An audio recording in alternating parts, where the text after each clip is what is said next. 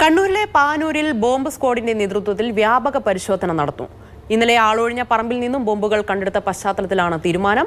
കണ്ണൂരിൽ ബോംബ് നിർമ്മാണം ഇപ്പോഴും തുടരുന്നുണ്ട് എന്നുള്ളതിന്റെ തെളിവാണ് ഇന്നലെ ഉപേക്ഷിച്ച നിലയിൽ കണ്ടെത്തിയ സ്റ്റീൽ ബോംബുകൾ. എന്നാൽ ഇത്തരം കേസുകളിലെ അന്വേഷണം എവിടെയും എത്താറില്ല എന്നുള്ളതാണ് വാസ്തവം.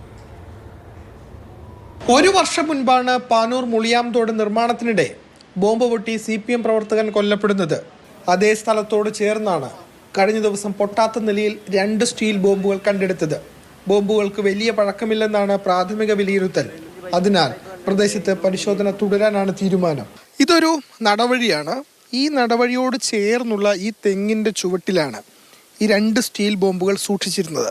എന്നുവെച്ചാൽ എല്ലാവരും വഴി നടക്കുന്ന ഇടത്ത് അപകടങ്ങൾ ഏറെ സംഭവിക്കാവുന്ന സ്ഥലത്താണ് ഇത്തരത്തിൽ ബോംബുകൾ ഒളിപ്പിച്ചു വെക്കുന്നത്. ബോംബ് നിർമ്മാണത്തിനിടെ CPM പ്രവർത്തകനായ ഷെരിൽ കൊല്ലപ്പെട്ട കേസിൽ അന്വേഷണം എങ്ങും എത്തിയിട്ടില്ല. കുറ്റപത്രം വൈകിയതിനാൽ പ്രതികൾക്ക് സ്വാഭാവിക ജാമ്യം ലഭിച്ചിരുന്നു.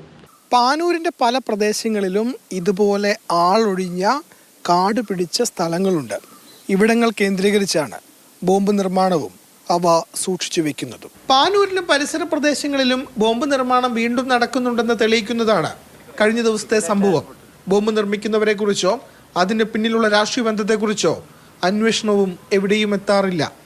മാതൃഭൂമി ന്യൂസ്, കണ്ണൂർ.